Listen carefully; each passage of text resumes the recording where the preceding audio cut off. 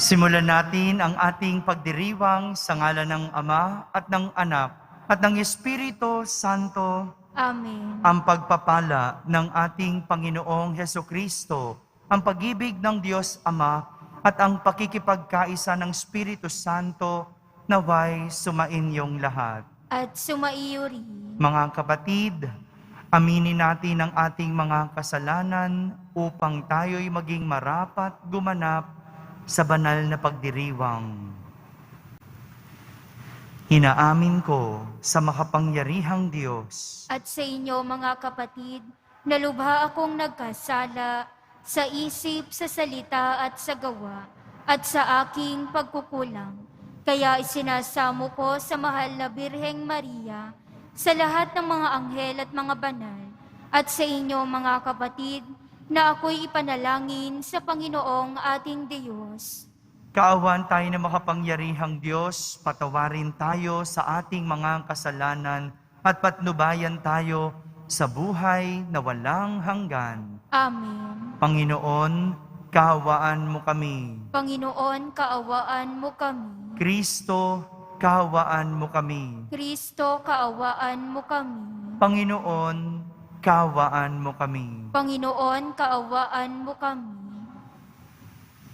Manalangin tayo.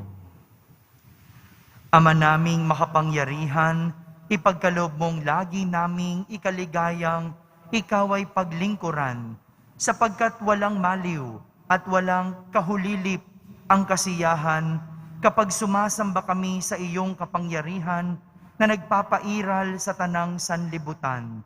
Sa pamamagitan ni Jesucristo, kasama ng Espiritu Santo, magpa sa walang hanggan. Amen. Magsiupo na po ang lahat. Pagbasa mula sa unang aklat ng Makabeo. Noong mga araw na iyon, sinabi ni Judas at ng mga kapatid niya, "Ngayong nagapit na ang mga kaaway, kailangan linisin natin ang templo at muling italaga ito. Kaya't ang buong hukbo ay umahon sa bundok ng Sion. Nang ika-25 ng buwan ng Kislev, ikasiyam na buwan ng taong 148, maagang-maaga silang bumangon at naghandog sa bagong altar na mga haing susunugin, ayon sa itinakda ng utos ng Diyos. Sa araw na ito'y itinalaga nilang muli ang templo sa gitna ng awitang kasaliw, ang mga kudyapi, plauta at pompyang. Ganito ring araw nang lapastanganin ng mga hentil ang templo. Lahat ay nagpatira pa, sumamba, at nagpuri sa Diyos na lumingap at pumatnubay sa kanila. 8 araw silang nagdiwang sa pagtatalagang ito. Tuwang-tuwa sila naghandog ng mga susunugin. Naghandog din sila ng hain para sa pagkakaligtas at sa karangalan ng Diyos. Bilang palamuti, ang labas ng templo'y nilagyan ng mga koronang ginto at maliliit na kalasag. Inayos nila at nilagyan ng mga pansara ang mga pintuan ng templo at ang mga silid ng mga saserdote. Galak na galak ang lahat nang umalis ang mga tanda ng kalapastangan ng ginawa ng mga hentil. Ipinasiya ni Judas ng kanyang mga kapatid at ang lahat ng mamamayan ng Israel na sa gayong dating araw, taon-taon at ipagdiwang nila ang muling pagtatalaga ng templo. 8 araw nilang gagawin ito mula sa ika-25 ng buwan ng Kislev. Ang salita ng Diyos. Salamat sa Diyos.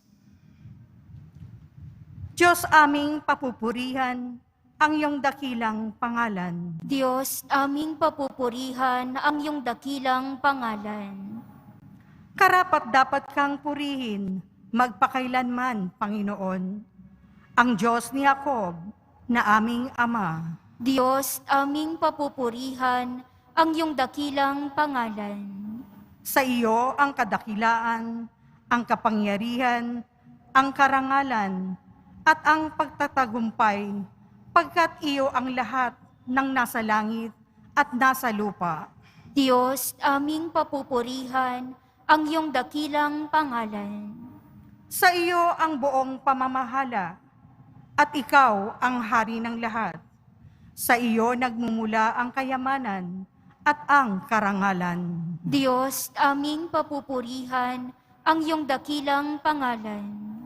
Taglay mo ang kapangyarihan at kadakilaan, at ikaw ang nagbibigay ng lakas at kapangyarihan sa lahat. Diyos, aming papupurihan, ang iyong dakilang pangalan. Magsitayo po ang lahat.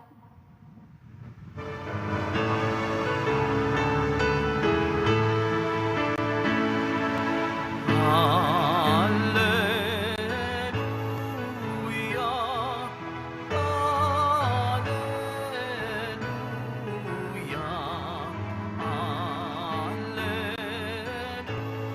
hallelujah,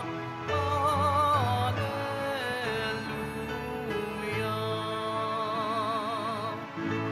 Ang tinig ko'y pakikinggan ng kabilang sa aking kawan, ako'y kanilang susundan. Alleluia,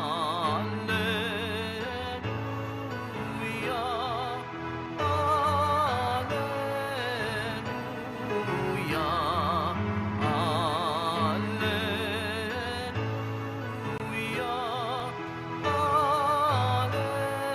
alleluia. Sumainyo ang Panginoon. At sumaiyo rin. Ang mabuting balita ng Panginoon ayon kay San Lucas. Papuri sa iyo, Panginoon.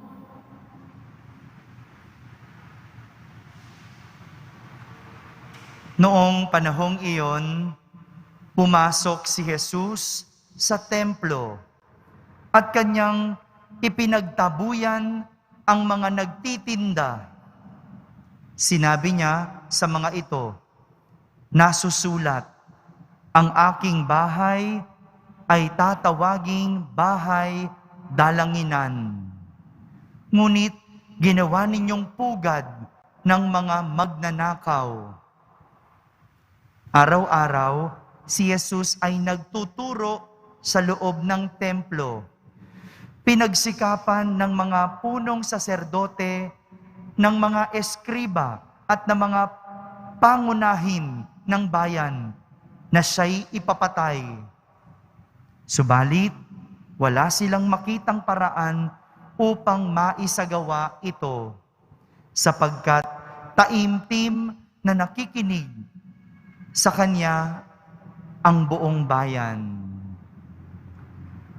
Mga kapatid, ang mabuting balita ng Panginoon. Pinupuri ka namin, Panginoong Heso Kristo. Magsiupo na po ang lahat. Isang magandang araw po sa inyong lahat. Mapagpalang araw ng Pong Jesus Nazareno sa inyong lahat. Araw ng Biyernes, araw ng ating debosyon. Palakpakan muna natin ang ating mahal na Senyor.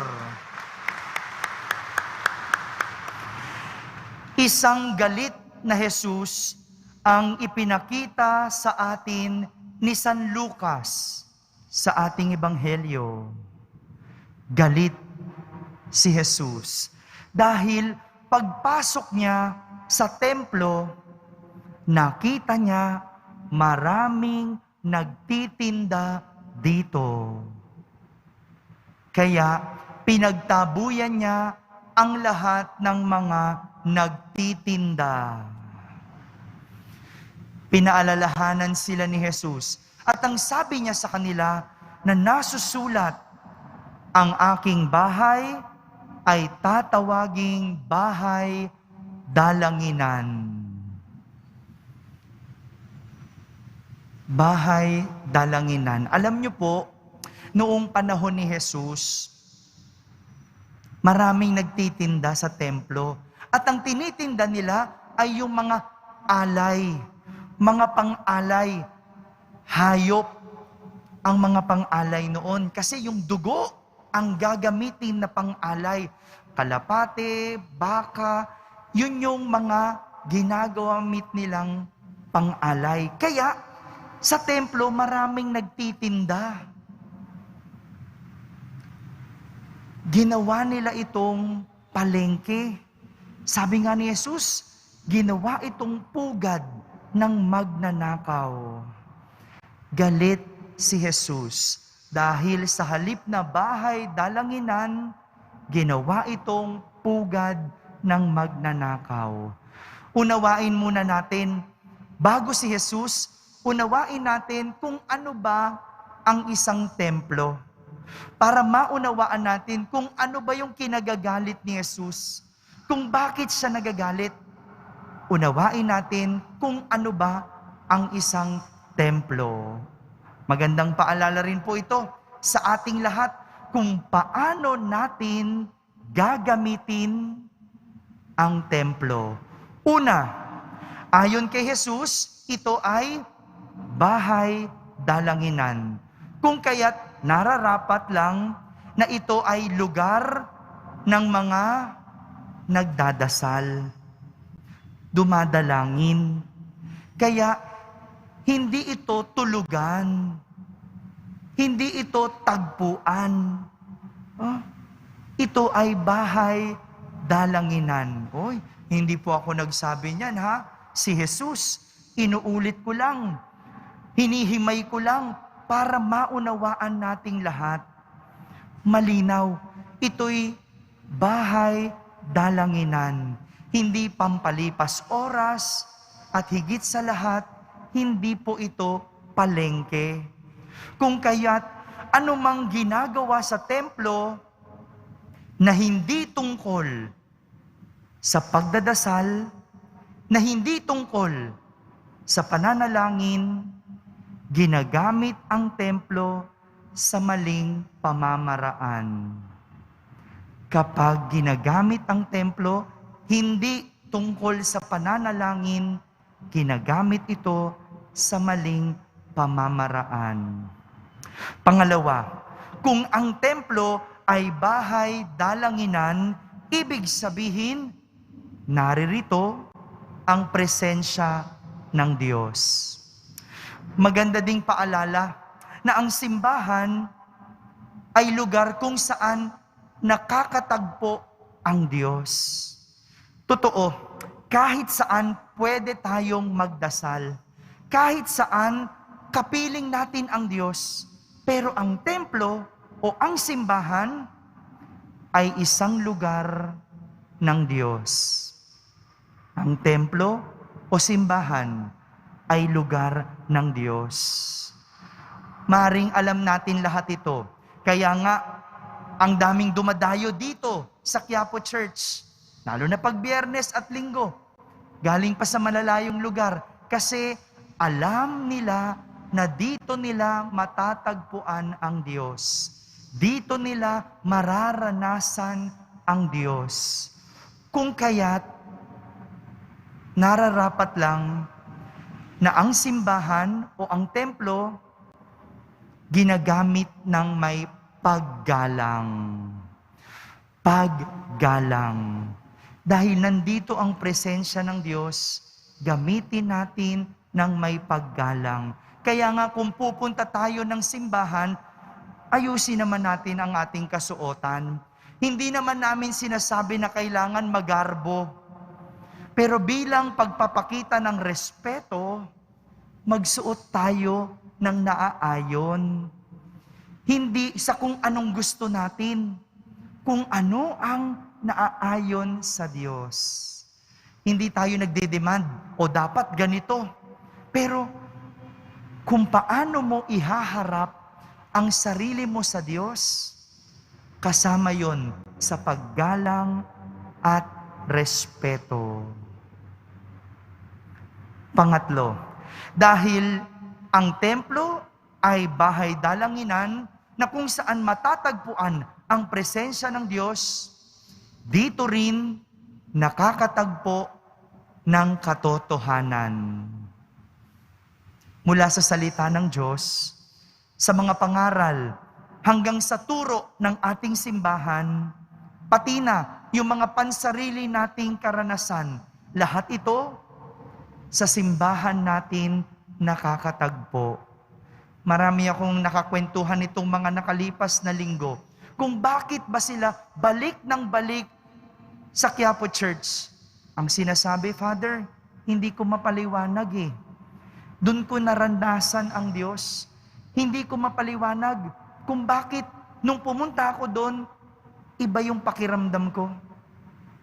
Lahat yan, parte ng katotohanan. Dahil ang Diyos, nandito. Ang katotohanan, nandito. Dahil nandito, naririnig ang salita at mga aral ng ating Poong Jesus Nazareno. Huwag ka nang maghanap ng ibang lugar. Kung naghahanap ka ng katotohanan, pumunta sa simbahan. Hindi pumunta sa baraha o sa mga nanguhula o sa mga tumitingin at nagbabasa ng palad. Dahil walang katotohanan ka diyang mapapala. Sa simbahan lang maririnig at makukuha ang katotohanan dahil nandito ang salita ng Diyos. Ito po ang simbahan. Ito ang templo. Kaya't magandang malaman natin kung paano dapat ito ginagamit. Kung paano dapat ito tinatrato. Talaga naman, hindi nakakatuwa kapag ang isang bagay ay ginagamit ng hindi tama at naayon. Parang yung plato. Alam niyo po ba yung plato? 'Di ba? Ano bang gamit ng plato? 'Di ba? Para pagkain, no? Gagamitin mo 'to para kainan. Pero yung iba, ginagamit ito pan-display. O kaya itinatago. Bakit? Kasi para lang pag may bisita. Yung plastic na plato, yun ang ginagamit. Kasi dapat espesyal sa bisita. Parang may mali. Dapat espesyal muna sa sarili. Espesyal din ang trato dapat sa sarili, hindi lang sa ibang tao. Katulad na lang ng tao, yung asawa, kaibigan, kakilala, o kahit na anak. Hindi ba ang tao hindi tinatratong material? Pero bakit yung iba, ang tao ginagamit, inaabuso, pero ang material minamahal? Baliktad, no? Yung tao ginagamit, yung material minamahal. Kaya pag nawala ang cellphone, galit na galit. At pag natagpuan ang cellphone, hinahalikan. Pero kapag nawala ang anak, nawala ang asawa, gabi na umuwi, hindi hinahanap. Parang may mali sa paggamit. Mga kapatid, isang paunyaya sa atin na dapat unawain ang isang bagay para malaman nito kung paano gagamitin at tratartuhin. Sadyang kailangan po nating alamin at unawain ang isang bagay para ito ay mapakinabangan ayon sa tamang gamit. Dahil kung hindi, maaring maabuso, maaring masira, maaring mapabayaan at makagawa ng masama. Nang dahil sa hindi alam na tunay na gamit. Tulad ng paalala ni Jesus, ang templo ay bahay dalanginan. At higit sa lahat, hindi ito lugar ng kalakalan. Amen? Amen.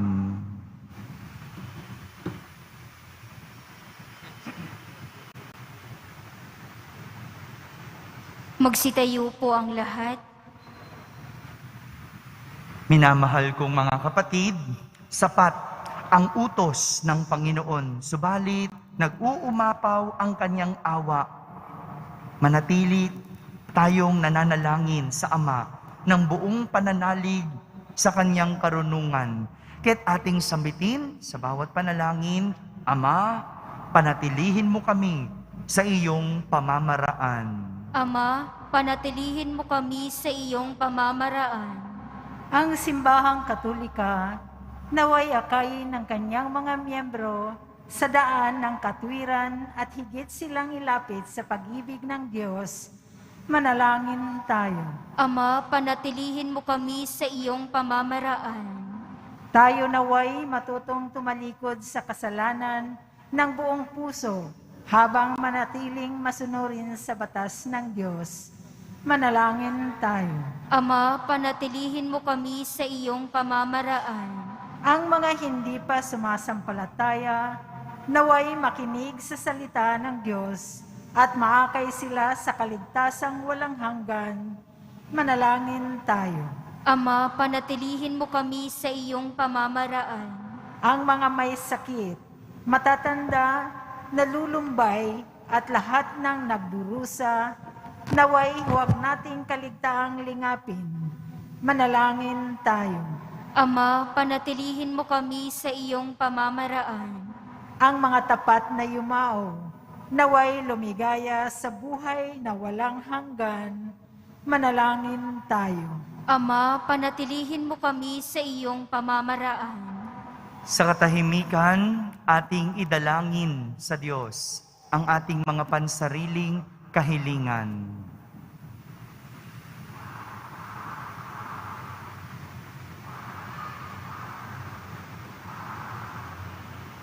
Manalangin tayo. Ama, panatilihin mo kami sa iyong pamamaraan. Ama naming nasa langit, sinusuri mo ang puso ng bawat isa at alam mo ang mga nilalaman nito. Palakasin mo ang aming puso upang sumamba kami ng tunay at buong pusong makapaglingkod sa kapwa, ang aming mga kamay sa pamamagitan ni Kristo na aming Panginoon. Amen. Magsiupo na po ang lahat.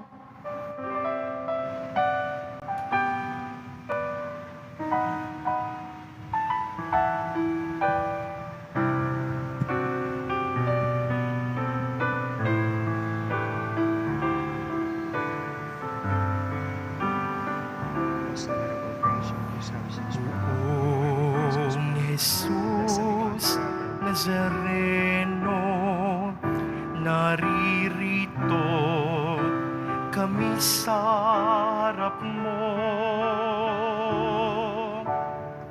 Alak at tinapay, alay namin sa'yo.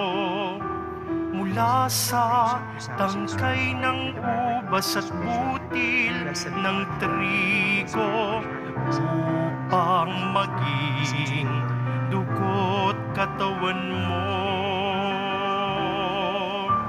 Jesus Nazareno, alak at tinapay sa tanan ay nagbibigay buhay.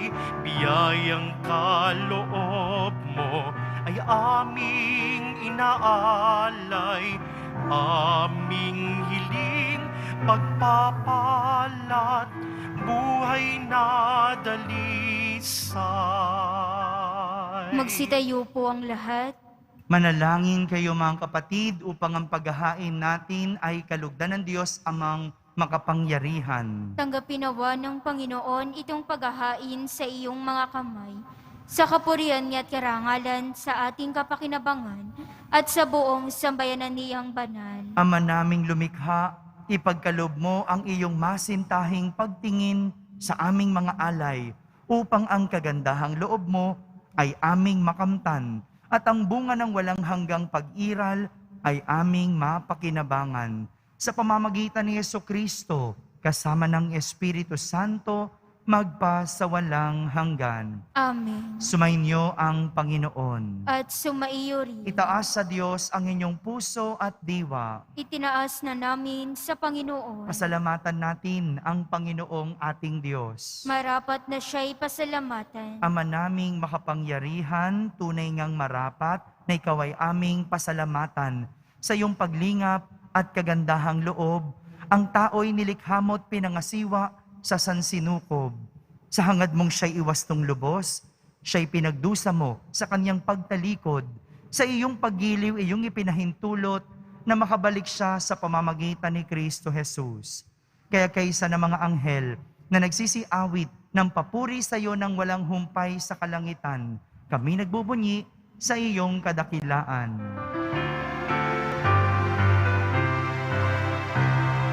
Banal ka poong may kapal, banal ang iyong pangalan, banal ang iyong kaharian. Langit lupa'y nagpupukay sa iyong kadakilaan. Dinarakila ng lahat ang naparito mong anak, na siyang nagmulat sa bulag, sa pilay ay nagpalakad, at nakiramay sa lahat. Magsiluhod po ang lahat. Ama naming banal, ikaw ang bukal ng tanang kabanalan. Kaya't sa pamagitan ng iyong Espiritu, ay gawin mong banal ang mga kaloob na ito, upang para sa amin ay maging katawan at dugo ng aming Panginoong Hesukristo. Bago niya pinagtiis ang kusang loob na maging handog, hinawakan niyang tinapay, pinasalamatan kanya, pinaghati-hati niya iyon, iniabot sa kanyang mga alagad at sinabi, "Tanggapin ninyong lahat ito at kanin, ito ang aking katawan na inihahandog para sa inyo."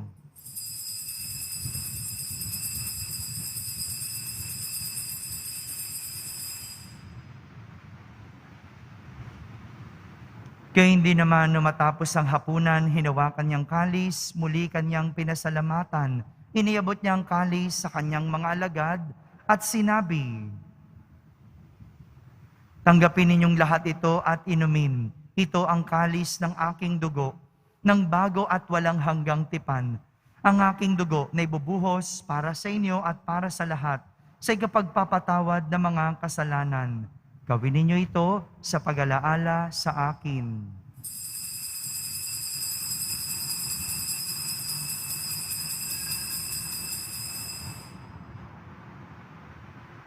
Magsitayo po ang lahat. Ipagbunyi natin ang misteryo ng pananampalataya. Si Kristo'y namatay, si Kristo'y nabuhay, si Kristo'y babalik sa wakas ng panahon. Ama, ginagawa namin ngayon ang pag-alaala sa pagkamatay at muling pagkabuhay ng iyong anak. Kaya't inaalay namin sa iyo ang tinapay na nagbibigay buhay at ang kalis na nagkakaloob ng kaligtasan.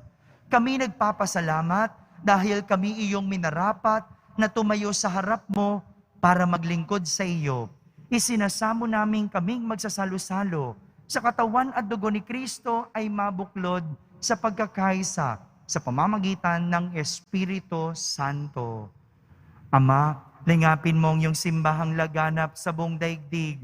Puspusin mo kami sa pag-ibig, kaysa ni Francisco na aming Papa, ni Jose na aming Obispo at ng Tanang Kaparian. Alalahanin mo rin ang mga kapatid naming nahimlay na may pag-asang sila'y muling mabubuhay, gayon din ang lahat ng mga pumanaw. Kaawan mo sila at patuloyin sa iyong kaliwanagan. Kaawan mo at pagindapating kaming lahat na makasalo sa iyong buhay na walang wakas. Kaisa na mahal na Birheng Maria na Ina ng Diyos, ng kabiyak ng puso niyang si San Jose, kaysa ng mga apostol ni San Juan Bautista at ng lahat ng mga banal na namuhay dito sa daigdig ng kalugod-lugod sa iyo. May pagdiwang nawa namin ang pagpupuri sa ikararangal mo sa pamamagitan ng iyong anak na aming Panginoong Heso Kristo. Sa pamamagitan ni Kristo, kasama niya at sa Kanya, ang lahat ng parangal at papuri ay sa iyo, Diyos Amang makapangyarihan, kasama ng Espiritu Santo, magpa sa walang hanggan. Amen, amen, amen, amen.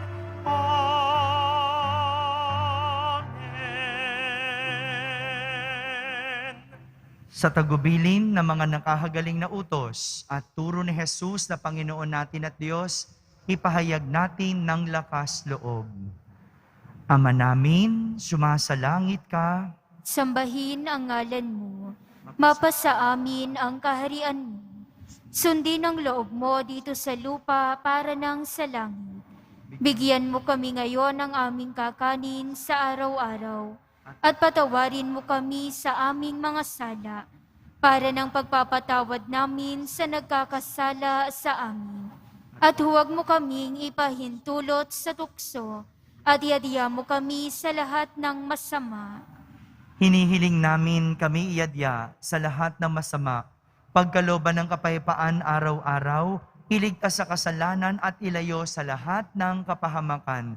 Samantalang aming pinananabikan ang dakilang araw ng pagpapahayag ng tagapagligtas naming si Heso Kristo. Sapagkat iyo ang kaharian at ang kapangyarihan at ang kapurihan magpakailanman. Amen. Panginoong Heso Kristo, sinabi mo sa iyong mga apostol, kapayapaan ang iniiwan ko sa inyo. Ang aking kapayapaan ang ibinibigay ko sa inyo. Tunghayan mo ang aming pananampalataya at wag ang aming pagkakasala. Pagkalooban mo kami ng kapayapaan at pagkakaisa ayon sa iyong kalooban, kasama ng Espiritu Santo, magpa sa walang hanggan. Amen. Ang kapayapaan ng Panginoon ay laging sumainyo. At sumaiyo rin. Magbigayin kayo ng kapayapaan sa isa't isa. Kapayapaan po para sa lahat. Kordero ng Diyos na nag-aalis ng mga kasalanan ng sanlibutan, maawa ka sa amin. Kordero ng Diyos na nag-aalis ng mga kasalanan ng sanlibutan, maawa ka sa amin. Kordero ng Diyos na nag-aalis ng mga kasalanan ng sanlibutan, ipagkaloob mo sa amin ang kapayapaan. Magsiluhod po ang lahat.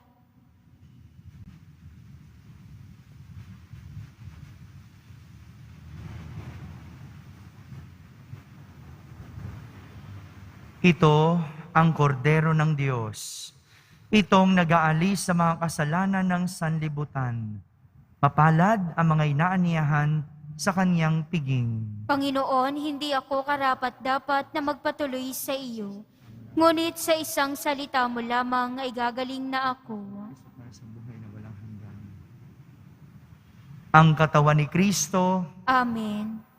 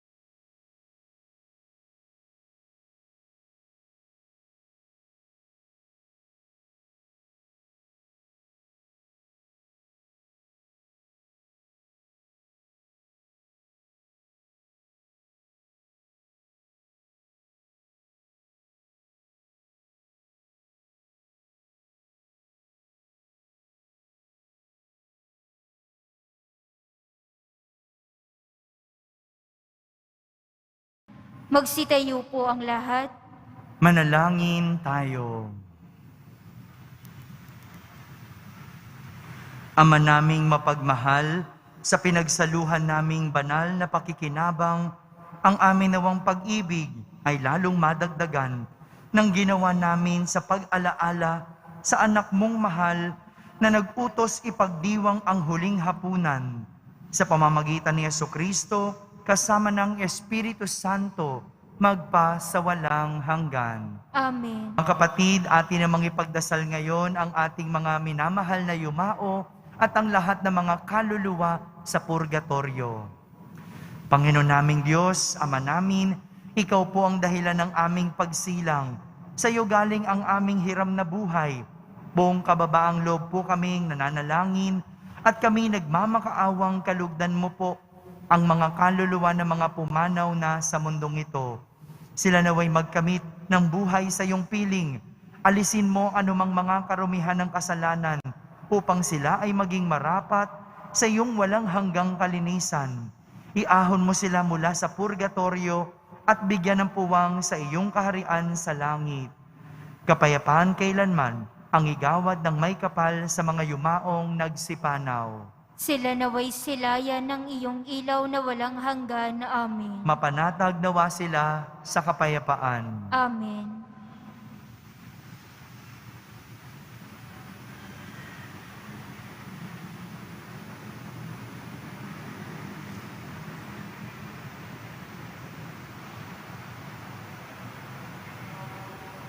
Konting paalala lang po para po sa mga nasa labas, panatilihin po natin yung physical distancing. Magkusa na po tayong lumayo at pakinggan po natin ang lahat ng mga ihos at mga pulis na nagpapatupad ng mga health protocols. Muli po, maintain po natin ang ating physical distancing. Maraming salamat po. Sumainyo ang Panginoon. At sumaiyo rin. Pagbabasbas ng Poong Yesus Nazareno. Mahal na Poong Yesus Nazareno, inihayag mo sa pamamagitan ng krus ang walang maliw na pag-ibig ng Diyos sa sangkatauhan. Pakinggan mo ang kahilingan ng iyong angkan na nagsusumamo sa iyo. Makamtanawan nila ang inyong katugunan at tanggapin ang kasagutan na may utang na loob na tinatanaw. Basbasan din po ninyo ang lahat na may karamdaman, nahihirapan, may mga dalang imahen at dasalan.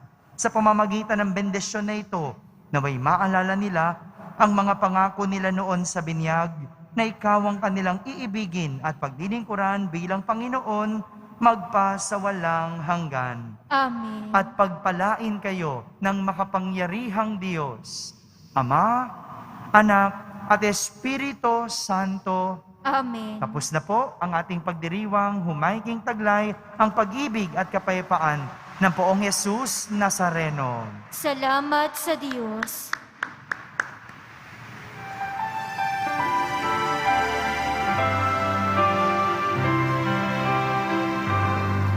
Nuestro Padre Jesus Nazareno, sinasamba ka namin. Pinipintuho ka namin. Aral mo ang aming buhay at kaligtasan. Nuestro Padre Jesus Nazareno, iligtas mo kami sa kasalanan. Ang krus mong kinamatayan ay sagisag ng aming kaligtasan. Nuestro Padre Jesus Nazareno, dinarangal ka na amin. Nuestro Padre Jesus Nazareno, ilulwalhati ka namin. Nuestro Padre Jesus Nazareno,